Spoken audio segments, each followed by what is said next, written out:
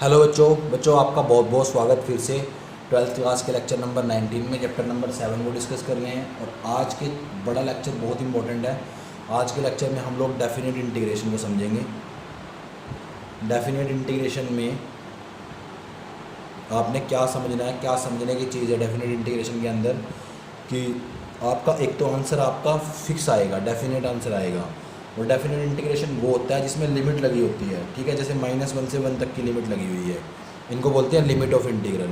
ये होती है लोअर लिमिट, इसको बोलते हैं अपर लिमिट, ठीक है। और कोई फंक्शन आपके पास इस तरीके से आ जाएगा, उसको आपने इंटीग्रेट करना है। तो आपने करना क्या होता है इस केस में मान लो आपके पास a से b तक की लिमिट है और ये आपका फंक्शन है। मान लेते हैं इसका इंटीग्रेशन आ गया gx। तो आपने बाद में ना लिमिट डालनी होती है इसके अंदर, कोई प्लस में सी नहीं लगाना, सिर्फ a से b तक की लिमिट डालनी है। लिमिट डालने का तरीका क्या है, पहले आपने अपर लिमिट पुट करनी है इसके अंदर जहाँ पे x लिखा हुआ है, फिर माइनस का साइन डालना है, फिर लोअर लिमिट डालनी है, ठीक है। अपर लिमिट माइनस लोअर लिमिट। तो ये आपका फॉर्मूला है डेफिनेट इंटीग्रेशन का, ये आपका सिंपल फॉर्मूला है। इंटीग्रेशन करने के बाद आपने ना सी लगाना है, प्लस आपने क्या करना है, एक बार अपर लिमिट डालनी है, पहले एक बार इस तरीके से लिख देना है, बाद में उसको अपर लिमिट माइनस लोअर लिमिट इस तरीके से प्रोसीड करना है। अब देखो ज़रा इस क्वेश्चन को डिस्कस करेंगे। ये 7.9 एक्सरसाइज का क्वेश्चन नंबर 1 है। 7.9 का क्वेश्चन नंबर 1 है। तो सबसे पहले आपने क्या करना है, इसका इंटीग्रेशन करना है। तो ये पावर में एक ऐड बाय सेम पावर और 1 का इंटीग्रेशन होता है x। फिर इंटीग्रेशन का साइन हटा दो, कोई सी नहीं लगाना। जो लिमिट आपकी यहाँ इंटीग्रेशन पे लगी हुई थी उसको आप लास्ट में लगा दो इस तरीके से, ठीक है। अब आपने फर्दर क्या करना है, फर्दर आपने सबसे पहले 1 को पुट करना है, अपर लिमिट पुट करनी है, फिर माइनस का साइन लगा के फिर लोअर लिमिट पुट करनी है। तो अपर limit minus lower limit, upper limit put कराओ इसके अंदर, तो ये आएगा 1/2 प्लस 1। ये अपर लिमिट पुट होगी आपकी माइनस, फिर आपने लोअर लिमिट पुट करनी है इसके अंदर, लोअर लिमिट पुट करो तो ये आ जाएगा 1/2, क्योंकि -1 का स्केयर भी 1 ही होता है। और फिर यहाँ पे आ जाएगा आपका प्लस ऑफ -1 यानी -1, इस तरीके से आ जाएगा। इसको सिंप्लीफाई करोगे फर्दर तो बड़ा ही आसान है, ये आ जाएगा +1 कैंसिल आउट हो गया, तो आपका 2 आंसर है। इसका आंसर एक डेफिनेट नंबर होगा, एक फिक्स नंबर होगा। करना आपने कुछ नहीं है, इंटीग्रेट पुराने तरीके से कराना है, इनडेफिनेट वाले तरीके से ही कराना है, और उसमें लिमिट पुट करनी है, अपर लिमिट माइनस लोअर लिमिट। इतना आसान तरीका है, ठीक है। तो अब आपसे बहुत सारे क्वेश्चन इस एक्सरसाइज के हो जाएंगे, आप देख रहे होंगे सारे क्वेश्चन बिल्कुल सिंपल हैं, ठीक है। आपने जस्ट क्या करना है, अपर लिमिट माइनस लोअर लिमिट करना है इंटीग्रेशन फाइंड आउट करने के बाद, ठीक है। एक आध क्वेश्चन मैं इसमें डिस्कस करा देता हूँ आपको, ताकि आपको दिक्कत ना आए। जैसे क्वेश्चन नंबर 13 है, अटेम्पटेशन की वजह से मैं डिस्कस करा रहा हूँ बस इनको, बाकी बड़े ईजी हैं ये। एक्स अपॉन में लिखा हुआ है x² + 1, ठीक है। इस टाइप के जो क्वेश्चन होते थे उनको 7.4 के तरीके से करते थे, इनडेफिनेट के तरीके से। क्या करते थे, ऊपर डेरिवेटिव बनाते थे। तो लिमिट को एज इट इज़ लिखा रहने दो, जब तक आप इंटीग्रेशन नहीं करते लिमिट एज इट इज़ लिखी रहेगी, कोई दखल अंदाजी नहीं करेगी, कोई दिक्कत नहीं देगी। आपने ऊपर डेरिवेटिव बनाना है, नीचे वाले का डेरिवेटिव 2 है, तो 2 से डिवाइड कर दिया आपने और 2 से मल्टीप्लाई करा दिया, तो ये ऊपर डेरिवेटिव बन गया है। नीचे फंक्शन है, फंक्शन की पावर नीचे 1 है और ऊपर उसका डेरिवेटिव है, तो ये आ जाएगा 1/2 कॉन्स्टेंट। और जब नीचे फंक्शन की पावर 1 होती है तो क्या लिखते हैं, लोग लगा देते हैं, तो ये लोग लगा दिया। प्लस में सी आपने लिखना नहीं है। इतना करने के बाद आपने क्या करना है, सबसे पहले देखो अगर कॉन्स्टेंट पूरे के बाहर में लिखा हुआ है तो कॉन्स्टेंट को आप बाहर रख सकते हो, कोई प्रॉब्लम नहीं है। अंदर रखोगे तब भी कोई दिक्कत नहीं है। कॉन्स्टेंट को आपने बाहर रख लिया, ये आपका इंटीग्रेशन का आंसर आया था। इस पर 2 से लेकर 3 तक की लिमिट लगी हुई है, तो वो लिमिट लगानी है आपने। 1/2 आपका बाहर था, कोई दिक्कत नहीं है।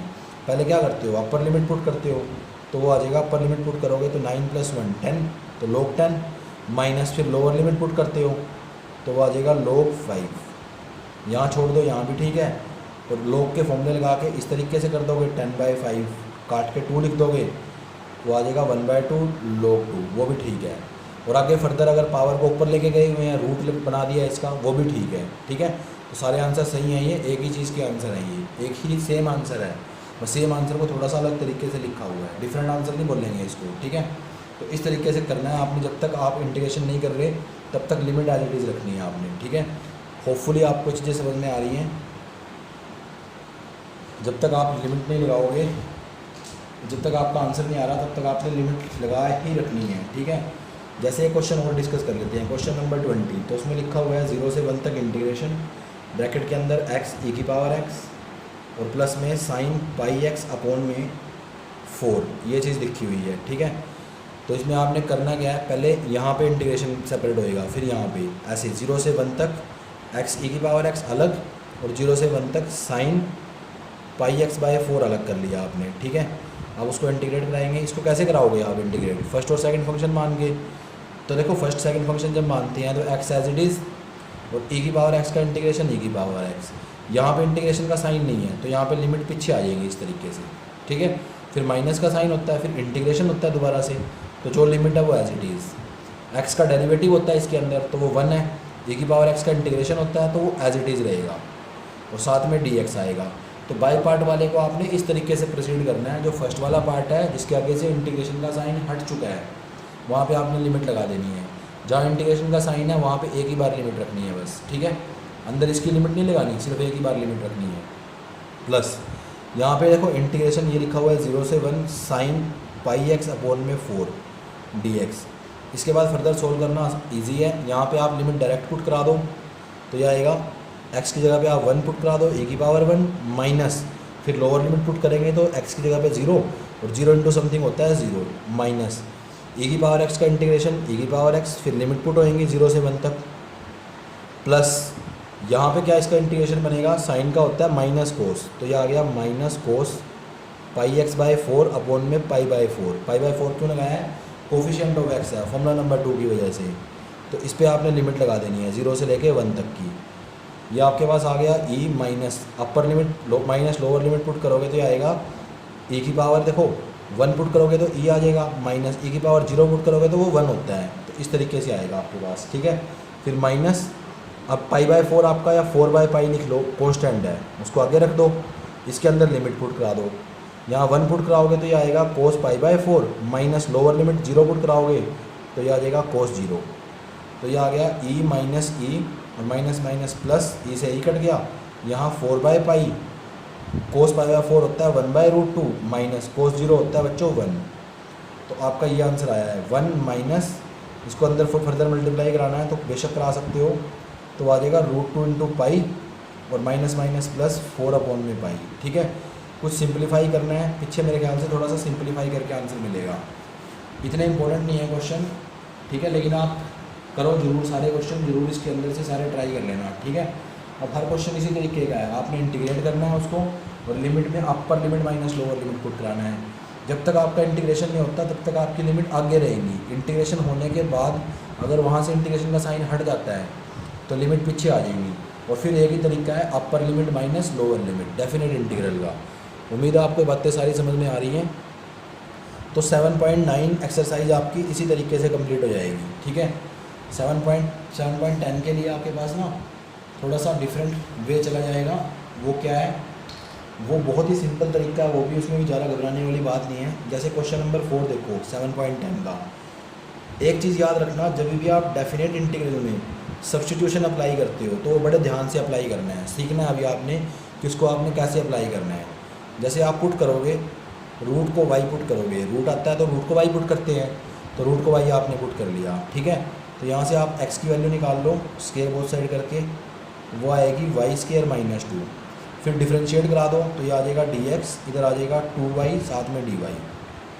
सबकी वैल्यू को रिप्लेस करेंगे तो एक्स की जगह पे आप क्या रखोगे, वाई स्क्वायर माइनस 2, इसकी जगह पे क्या रखोगे y, डी एक्स की जगह पे क्या रखोगे 2y डी वाई, तो रख दिया आपने। एक चीज़ आपने बिल्कुल ध्यान रखनी है, बच्चे क्या गलती करते हैं, लिमिट सेम रख देते हैं। बच्चों याद रखना, जितनी भी बार आप सब्स्टिट्यूशन कराओगे आपकी लिमिट चेंज हो जाएंगी, ठीक है। यही याद रखने वाला पॉइंट है इसमें कि जब भी आप सब्स्टिट्यूशन कराओगे लिमिट चेंज होंगी, ठीक है। पहले ये x की लिमिट थी क्योंकि वेरिएबल x था, अब वेरिएबल आपका y है तो y की लिमिट आएंगी, ठीक है। देखो x की वैल्यू पुट करा दो, x की जगह पे अगर आप 0 पुट करते हो, इसके अंदर x की जगह पे अगर आप 0 पुट करते हो तो y की वैल्यू कितनी आएगी, रूट 2 आएगी, तो रूट 2 लिखो लोअर लिमिट में। अगर x की जगह पे आप 4 पुट करते हो, x की जगह पे सॉरी 2 पुट करते हो, अपर लिमिट 2 है, तो y की वैल्यू कितनी आएगी, यहाँ से पुट करने के बाद x की जगह पे 2 पुट कर दो, अंडर रूट ऑफ 4 कितना होता है 2 ही होता है, तो y वाली लिमिट यूज़ करनी है आपकी बार आपने। तो लोअर लिमिट आपकी रूट 2 होगी और अपर लिमिट आपकी 2 होगी है, ठीक है। बड़ा ही सिंपल है, याद रखना। जब भी इंटीग्रेट करो, इंटीग्रेशन डेफिनेट इंटीग्रेशन में जब भी आप कभी भी किसी भी मौके पे अगर आप सब्स्टिट्यूशन करते हो तो आपने लिमिट वहाँ पे ज़रूर चेंज करनी है, उस वेरिएबल के अकॉर्डिंग बनानी है, ठीक है। तो लिमिट आपने चेंज कर दी। इसके बाद आपने क्या करना है, इसको मल्टीप्लाई कराना है, तो ये बनेगा 2y की पावर 4 माइनस, और यहाँ पे आ जाएगा 4y की पावर 2 dy। अब इसको इंटीग्रेट करोगे तो ये आएगा 2y की पावर 5 अपॉन में 5 माइनस 4y की पावर 3 अपॉन में 3, ठीक है। अब यहाँ पे बच्चे क्या गलती करते हैं, दोबारा से ना y की वैल्यू पुट करा देते हैं।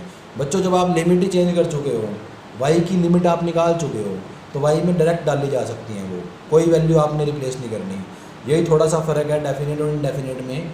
जब आप सब्स्टिट्यूशन करोगे तो लिमिट चेंज करनी है और नई वाली लिमिट यूज़ करनी है। जब आपका आंसर आएगा तो उसी आंसर के अंदर आपने लिमिट डालनी है, वापस वैल्यू नहीं पुट करनी जैसे इंडेफिनेट में करते थे। इंडेफिनेट में क्या करते थे, y की वैल्यू डालते थे, लेकिन अब नहीं डालनी, ठीक है। तो अब इन्हीं लिमिट को डालना है बस आपने। पहले अपर लिमिट डाल दो पूरे में, फिर माइनस करके लोअर लिमिट डाल दो। तो जब अपर लिमिट डालोगे तो ये आ जाएगा 2, और यहाँ पे अपर लिमिट 2 है, y की जगह पे डलेगी 2 की पावर 5 अपॉन में 5 माइनस 4, y की जगह पे आपका 2 है, 2 की पावर 3 अपॉन में 3 माइनस, यहाँ लोअर लिमिट डाल दो 2√2 की पावर 5 अपॉन में 5 माइनस 4, और यहाँ पे √2 की पावर 3 अपॉन में 3, ठीक है। इसको थोड़ा सिंप्लीफाई कर लेना, ये आपका आंसर आ जाएगा। यहाँ पे सिंप्लीफाई करके आपका आंसर आ जाएगा, ठीक है।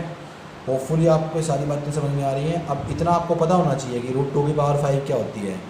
√2 की पावर 5 होती है, तो देखो 4, इससे एक कम पावर करो 4 पावर, तो 4 पावर का हाफ कर दो, रूट को हटाना है, रूट का मतलब होता है हाफ पावर। तो ये इसकी 4 पावर को हाफ कर दो, वो बन जाएगी 2, और साथ में एक रूट रहेगा, क्योंकि आपने 4 पावर का हाफ किया है, पावर तो 5 थी, तो एक पावर को एज इट इज साथ में रखा, और यहाँ पे √2 की पावर 4 कर ली, उसका हाफ हो गया, 2 बन गई वो, तो ये बन गया 4√2। तो इसकी वैल्यू आएगी 4√2। ऐसे ये आएगा 2√2। तो इस तरीके से लिख लेना, ज़्यादा मुश्किल नहीं है, आप थोड़ा सा सोल्व करके भी छोड़ दोगे तब भी कोई काम चल जाएगा आपका। बस ध्यान रखने वाला कंसेप्ट क्या है कि जब भी सब्स्टिट्यूशन करो लिमिट ज़रूर चेंज करनी है, और लास्ट में y की वैल्यू वापस पुट नहीं करनी, सिर्फ उसी के अंदर लिमिट डालनी है, ठीक है। इसमें कुछ एक क्वेश्चन और डिस्कस कर लेते हैं इसी टाइप के। सबसे थोड़ा सा टफ क्वेश्चन इसके अंदर है क्वेश्चन नंबर 2, जिसमें थोड़ी सी दिक्कत आती है। क्वेश्चन नंबर 2 है, उसको मैं डिस्कस करा देता हूँ। तो उसके अंदर लिखा हुआ है 0 से लेके π/2, और अंडर रूट में लिखा हुआ है sin phi, साथ में लिखा हुआ है cos की पावर 5 phi और d phi। तो सबसे पहले आपने क्या करना है, इसके अंदर एक पावर को सेपरेट कर लेना है, ठीक है। तो ये आ जाएगा cos 4 phi और cos phi d phi। 4 phi को आप लिख लो cos स्क्वायर का होल स्क्वायर। इसमें आप फॉर्मूला लगा दो 10th क्लास वाला, क्योंकि पावर ओड थी, तो ये आ गया 1 माइनस साइन स्क्वायर phi की पावर कितनी है, 2 है, ठीक है। ये चीज़ मेरे ख्याल से आपको क्लियर है पूरी की पूरी, ये बातें समझ में आ रही हैं, ठीक है। फिर इसके बाद आपने क्या करना है, इसके बाद आपने बड़ा ही सिंपल तरीका अपनाना है, साथ में लिखा हुआ है cos phi d phi। बड़ा ही सिंपल तरीका क्या अपनाना है आपने, इसके बाद बहुत ही सिंपल तरीके से y की जगह पे क्या पुट करना है, sin phi की जगह पे y पुट कर देना है, ठीक है। तो पुट कर दो sin phi is equal to y। जब आप ये पुट करोगे तो आपने यहाँ पे लिमिट भी चेंज करनी है। फाई की वैल्यू अगर 0 है, ये फाई की लिमिट है क्योंकि फाई वेरिएबल है, तो आपकी y की साइन 0 कितना होता है 0, y की भी 0 रहेंगी। और फाई की अगर π/2 है तो साइन π/2 कितना होएगा, वो y की वैल्यू आएगी, वो 1 हो जाएगा। तो आपका इंटीग्रेशन 0 से 1 तक चेंज हो गया। ये आया √y, ये आ गया आपके पास 1 माइनस y का स्क्वायर का होल स्क्वायर और dy, ठीक है। इसके बाद आप आगे प्रोसीड कर सकते हो सिंपल तरीके से, होल स्क्वायर को ओपन करा सकते हो, होल स्क्वायर ओपन करा लो, इसको अंदर मल्टीप्लाई करा लेना 0 से 1। यहाँ पे मैं हिंट देके छोड़ रहा हूँ 1 प्लस इसका होल स्क्वायर ओपन करोगे तो ये इस तरीके से लिखा जाएगा। अब रूट वाई को अंदर मल्टीप्लाई कराओ तो √y प्लस ये y की पावर बनेगी मेरे ख्याल से 9/2, चेक कर लेना आप खुद आप, ठीक है, माइनस 2y, ये y की पावर बनेगी 5/2 dy। इंटीग्रेट करो और जस्ट लिमिट पुट करो, ठीक है, इंटीग्रेट करो लिमिट पुट करो, आपका आंसर आ जाएगा। बड़ा ही सिंपल सा क्वेश्चन है, ये भी ज़्यादा मुश्किल नहीं है। तो चाहे आपका क्वेश्चन किसी भी टाइप का हो, अब आपने क्या सीखा कि जब भी आप चेंज करोगे उसको, जब भी आप क्या करते हो, आप जब भी कभी भी अगर आपने सब्स्टिट्यूशन किया है तो लिमिट को आपने चेंज करना है, और लास्ट में आपने डायरेक्ट वही लिमिट डाल देनी है, कोई पंगे लेने की ज़रूरत नहीं है, ठीक है। तो अब मैं आपको क्वेश्चन बता देता हूँ कि आपने कौन कौन से घर से ट्राई करने हैं। एक तो आपने पूरी की पूरी 7.9 एक्सरसाइज करनी है, एक्सरसाइज 7.9 आपकी पूरी कंप्लीट है, लेकिन एक्सरसाइज 7.10 में आपने कुछ क्वेश्चन छोड़ने हैं, और वो क्वेश्चन है बच्चों क्वेश्चन नंबर 8, 9 और 10। इनको छोड़ के बाकी आपने कंप्लीट करनी है, ठीक है। ये भी कंप्लीट करनी है, ये भी कंप्लीट करनी है। होपफुली आपसे कंप्लीट हो जाएंगी, बड़ी सिंपल है। जिसको डेफिनेट इंटीग्रेशन आता है उसको कोई दिक्कत नहीं आएगी, ठीक है। फिर भी अगर आपको दिक्कत आती है तो आप मुझसे शेयर करना ज़रूर। जैसे मेरे को यहाँ पे दिक्कत आ रही है, इस चीज़ में दिक्कत आ रही है, मैं आपकी 100% हेल्प करूँगा ही करूँगा। थैंक यू बच्चों, वीडियो को देखने के लिए बहुत बहुत धन्यवाद। Thank you, thanks a lot.